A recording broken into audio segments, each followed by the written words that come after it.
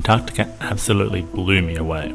I've been travelling solo for a year and it was the best thing I've seen. But how did a backpacker who's used to sleeping in 10-bed dorms end up on a luxury cruise? And how much did I pay? Not as much as you'd think. Over the next few videos, I want to show you the beauty and excitement I experienced on this 10-day cruise, including this, if you can believe it. Alright, let's go. Us attractive, well-dressed backpackers are going to join the rich folk at the fancy schmancy cruise, aren't we? Walking on the boat. How you doing? Thank you.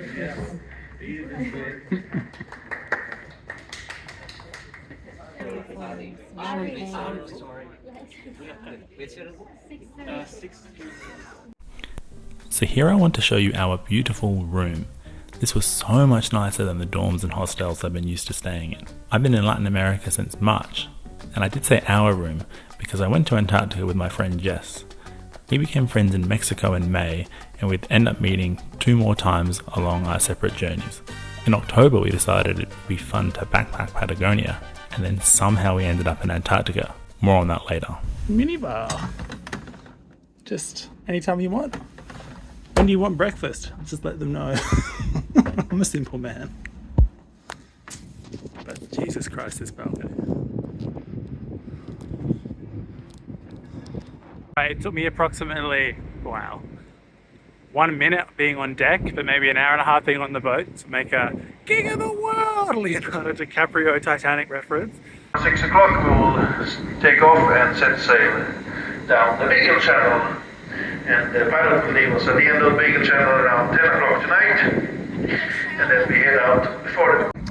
So we have officially just set sail from Ushuaia. It's wild. It's a big boat. Big and small. I think it's small for a cruise boat, but for me it's definitely the biggest boat I've been. Now I'm on a fucking helipad on a fucking boat. What is my life?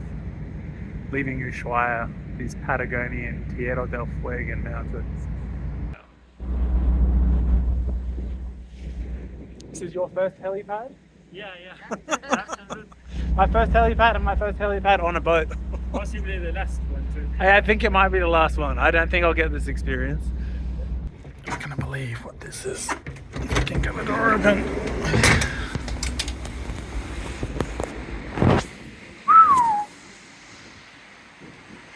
Well, what a fucking crazy wild first night.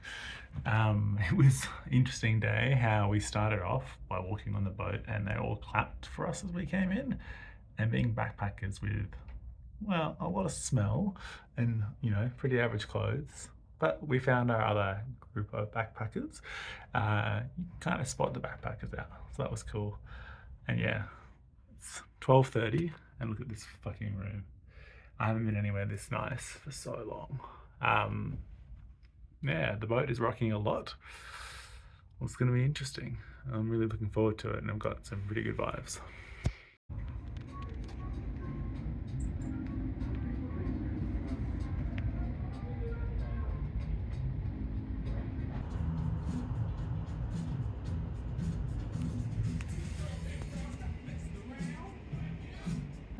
What are we at now?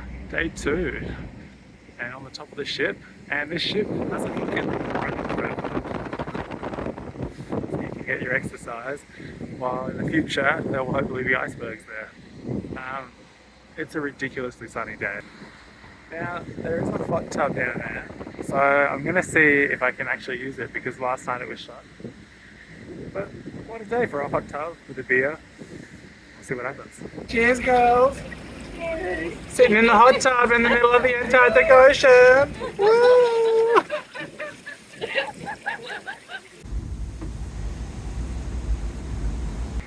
Fat Strokes Passage. So is that.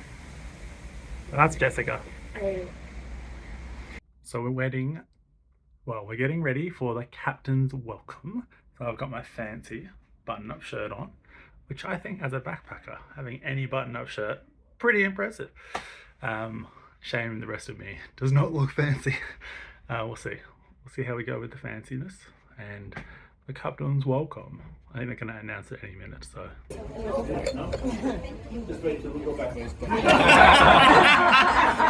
Oh, come on. We'll see. We haven't seen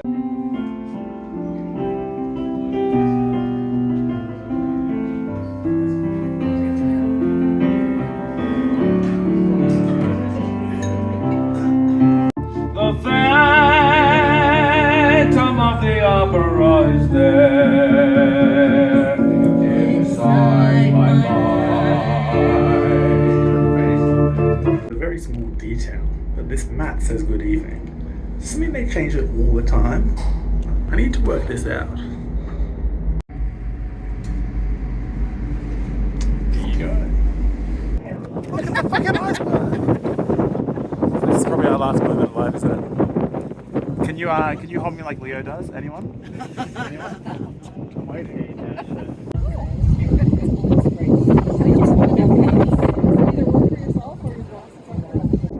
Look, it's an iceberg, and it's me next to an iceberg. You're taking a video right now? Why not? Oh, yeah.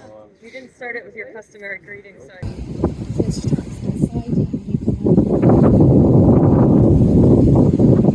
Oh, so that you don't have to like tie it on you or something. So that's cute.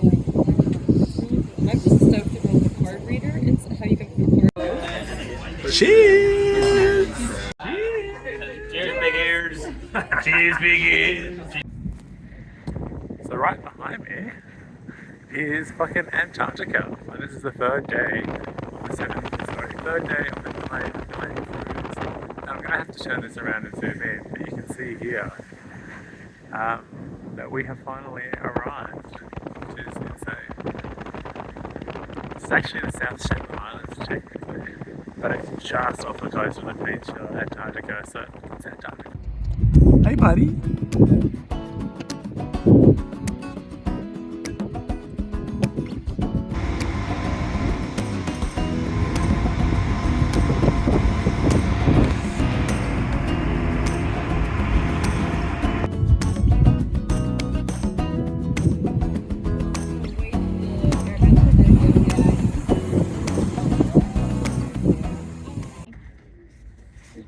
Hello. It's an iceberg! It's also 11 p.m. Yeah, that's a good point. It's very 11 bright. p.m. And when are we getting up? Very soon. Yeah. I'm so The sun hasn't set and it's going to rise in 4 hours. 11 p.m. So now I'm going to show you some of the amazing food we ate on this 10-day experience, as well as explain how we got here and the cost. Jess and I started our Patagonian journey in Punta Arenas in Chile. On the second day, we met someone in a bar looking at last-minute specials, trying to decide if they should go to Antarctica. Of course, we asked how much she was quoted and were shocked at the prices. She was given 4 offers less than 5k, and I had done research a year ago and found nothing cheaper than $10,000 US. So with this inspiration, I googled and found a few last-minute cruise companies that I reached out to. Now within 12 hours, we received an offer for $3,400, leaving in 6 days.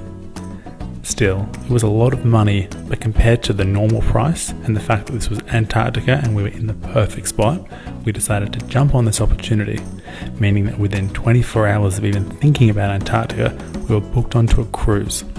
The cruise was 9 nights and it took 2 to 3 days each way to get from Argentina to Antarctica, which left 4 full days to explore and be in Antarctica. So as you can see, the food was amazing. And for dinner you can order as many starters, mains and desserts as you want, and 24 hours a day all cocktails and drinks are included.